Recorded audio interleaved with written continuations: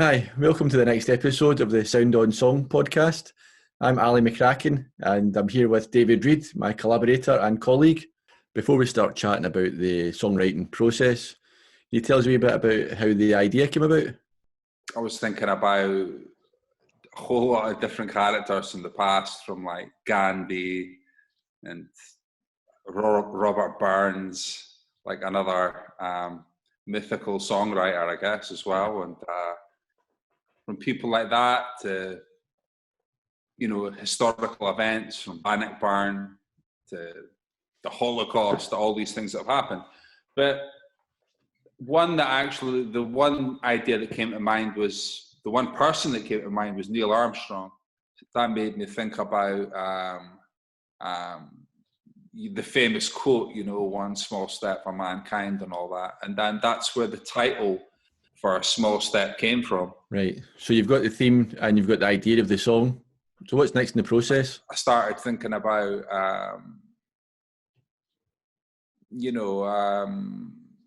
like a piece of music that would reflect small steps. So the bass line, that walking bass line that there is in the song, that was almost like the starting point, and it led to that kind of hook with the keyboard and stuff. How to climb my way to the summit point, dying to know. I guess that was the Small Steps. The title was the starting point, then the bass line kind of reflected that, and then I started writing around that, and I asked kind of questions about what small step really meant, for me, because obviously within Neil Armstrong's quote, it means the greatness of mankind. Look at what we've done to achieve to get ourselves on the moon. But I wanted to look at that from another point of view, whereas man's always striving to do these things, to climb the highest mountain and fly planes and send rockets into space. But it's still insignificant compared to like the fact that we're spinning around the sun and we're part of like a bigger kind of thing. So that was kind of the concept behind it. So some artists have a go-to method for songwriting. Do you have a set process? Different parts happen at different times. The first thing that happened was the lyric, in the sense, because the title came first. But then from that title, I tried to put music to that title. So I tried to put music to Small Steps, and I did that with the hook, that initial kind of piano hook in the verse.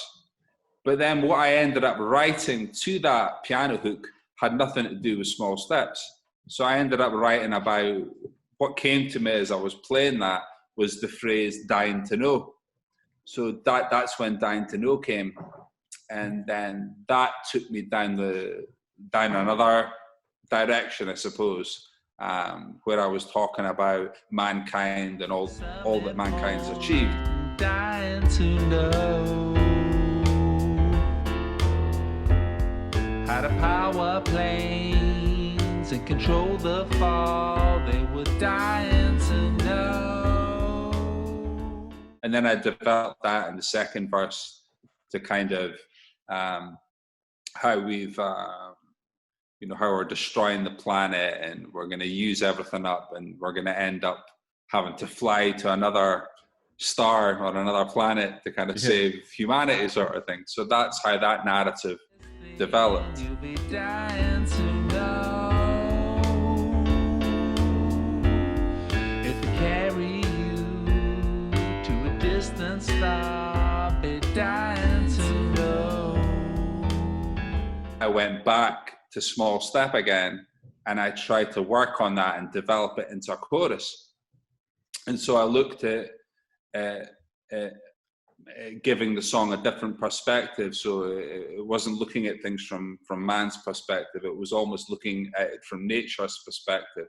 And nature was kind of saying, well, you might have done all these small steps on the moon, but, you're still, it doesn't change. It doesn't make the earth spin, and it doesn't, change the fact that we depend on the sun and all these kind of things.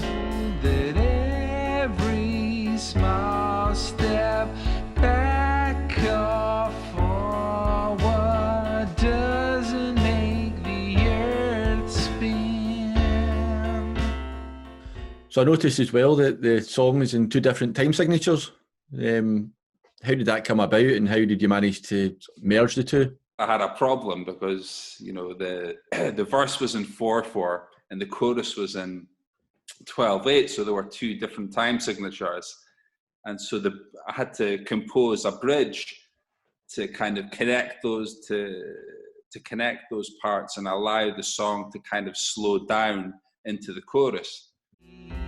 He was a yearning for taking a leap out in the cold, yet every smile. At the moment, as a songwriter, the process of each song is completely different. I mean, it's like you were saying before about how you mix songs. You know, sometimes, you know, you start with the drums and then you build all the instruments and then the vocals at the end, and then sometimes you start with the voice, right, and then you work backwards. Yeah.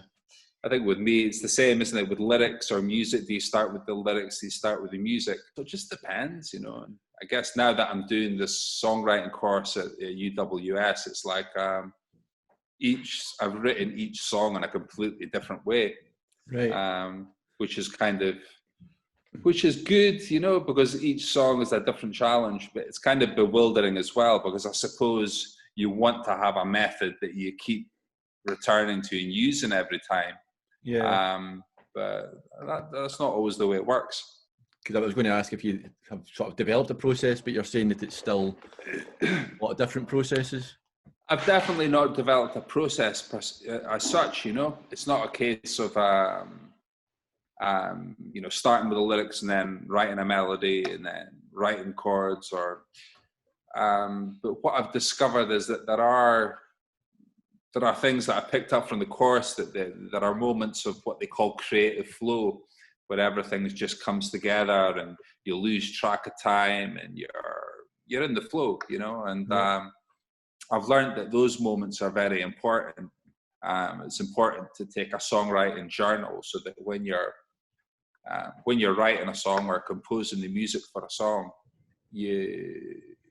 you feel that creative flow, and you just make a conscious kind of note to yourself, well, what was happening was you know, what kind of frame of mind was I in, and what did I do to put me in that flow, if you like. And I think one of the things that puts me in a creative flow is having a clear task in my mind at any one time, you know.